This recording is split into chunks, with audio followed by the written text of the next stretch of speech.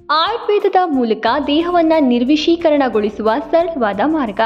ಭಾರವಾದ ದೇಹ ಮತ್ತು ಜಡತ್ವದಂತಹ ಲಕ್ಷಣಗಳು, ಅನಿಯಮಿತ ಹಸಿವು ಅಥವಾ ಕಡಿಮೆ ಹಸಿವು, ಮೈಕೈ ನೋವು ಮತ್ತು ಕೀಲು ನೋವು, ಸಾಮಾನ್ಯವಾಗಿ ಮಾಂಸ, ಚೀಸ್, ಸಿಹಿ ತಿಂಡಿ ಮತ್ತು ಹುರಿದ ಆಹಾರಗಳಂತಹ ಕೆಲವು ಭಾರವಾದ ಆಹಾರವನ್ನು ಸೇವಿಸಿದ ಮರುದಿನ ಇದನ್ನು ಗಮನಿಸಬಹುದು. ಚರ್ಮವು ಮಂದ ಮತ್ತು ಹೊಳಪಿಲ್ಲದ ಕಲೆಗಳು, ಮೊಡವೆ ಇತ್ಯಾದಿಗಳಿಂದ ಕೂಡಿರುವುದು. ಉಬ್ಬಿದ ಹೊಟ್ಟೆ, ದೇಹದಲ್ಲಿ ಗ್ಯಾಸ್ ಉತ್ಪತ್ತಿ, ಬಾಯಲ್ಲಿ ಲೋಹಿಯ ರುಚಿ, ನಾಲಿಗೆಯ ಮೇಲೆ ಬಿಳಿ ಲೇಪನ, ದುರ್ವಾಸನೆ ಬೀರುವ ಉಸಿರು ಮತ್ತು ಬೆವರು, ಮಲಬದ್ಧತೆ, ದುರ್ವಾಸನೆ ಬೀರುವ ಮಲ, ಮಾನಸಿಕ ಅಸ್ಪಷ್ಟತೆ ಮತ್ತು ಶಕ್ತಿಯ ಕೊರತೆ, ದಣಿದ ಮತ್ತು ಮನಸ್ಸಿಲ್ಲದ ಭಾವನೆ, ಹೊಟ್ಟೆ, ಕಾಲುಗಳು ಅಥವಾ ದೇಹದಲ್ಲಿ ಭಾರವಾದ ಭಾವನೆ, ಮೂಗಿನ ದಟ್ಟಣೆ ಮತ್ತು ಉಸಿರಾಟದ ತೊಂದರೆ ಸೇರಿದಂತೆ ದೇಹದಲ್ಲಿ ಎಲ್ಲಿಯಾದರೂ ನಿರ್ಬಂಧಿತ ಭಾವನೆ, ಒಳ್ಳೆಯ ರಾತ್ರಿಯ ನಿದ್ರೆಯ ನಂತರವೂ ಸಹ ಬೆಳಗ್ಗೆ ಎದ್ದಾಗ ದಣಿದಿರುವ ಭಾವನೆ.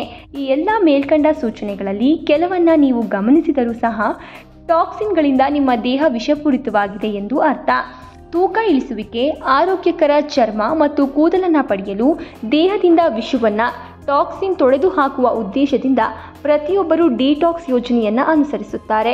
ದೇಹವನ್ನು ಈ ಟಾಕ್ಸಿನ್ಗಳಿಂದ ಮುಕ್ತಗೊಳಿಸಲು ಹಂಬಲಿಸುತ್ತಾರೆ.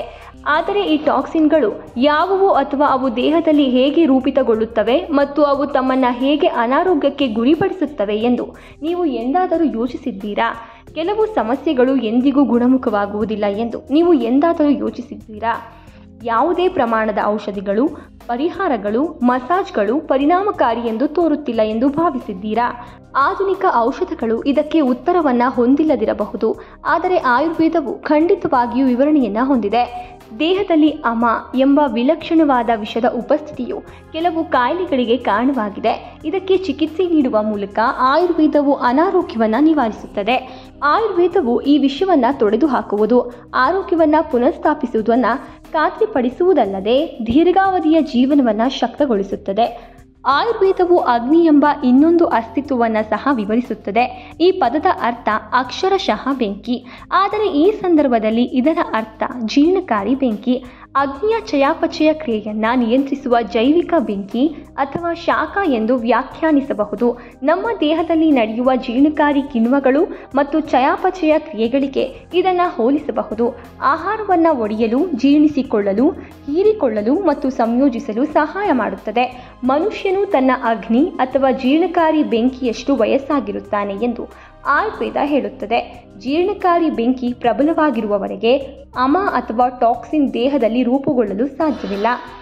ಅಮವನ್ನು ದೇಹದಲ್ಲಿ ವಿಷಕಾರಿ, ಭಾರವಾದ, ಜಿಗುಟಾದ, ದುರ್ವಾಸನೆ ಬೀರುವ ವಸ್ತು ಎಂದು ಆಯುರ್ವೇದದಲ್ಲಿ ಬಣ್ಣಿಸಲಾಗಿದೆ. ಬ್ಯಾಕ್ಟೀರಿಯಾದ ಆಕ್ರಮಣದಿಂದ ಕೂಡ ಅಮ ರೂಪುಗೊಳ್ಳುತ್ತದೆ. ಬ್ಯಾಕ್ಟೀರಿಯಾಗಳು ವಿಷಕಾರಿ ವಸ್ತುವನ್ನು ದೇಹದ ವ್ಯವಸ್ಥೆಯಲ್ಲಿ ಹೊರಸೂಸುತ್ತವೆ. ಇದನ್ನು ಆಮಕ್ಕೆ ಹೋಲಿಸಬಹುದು. ದೇಹದಲ್ಲಿ ಅಮ ಇರುವಿಕೆಯನ್ನು ಸೂಚಿಸುವ ಕೆಲವು ಉದಾಹರಣೆಗಳು ಈ ಕೆಳಗಿನಂತಿವೆ: ಎಸ್ಜಿಮಾ, ಸೋರಿಯಾಸಿಸ್, ಮಧುಮೇಹ, ಅಧಿಕ ತೂಕ ಅಥವಾ ಬೊಜ್ಜು, ಸಿಸ್ಟ್, ಫೈಬ್ರಾಯ್ಡ್ಗಳು, ಪಾಲಿಸಿಸ್ಟಿಕ್ ಅಂಡಾಶಯದ ಪರಿಸ್ಥಿತಿಗಳು, ನೋವಿನ ಅಥವಾ ಉರಿಯೂತದ ಕೀಲುಗಳು, ಮೊಡವೆ, ಎಸ್ಜಿಮಾ, ಮರುಕಳಿಸುವ ಶೀತ ಮತ್ತು ಕೆಮ್ಮು.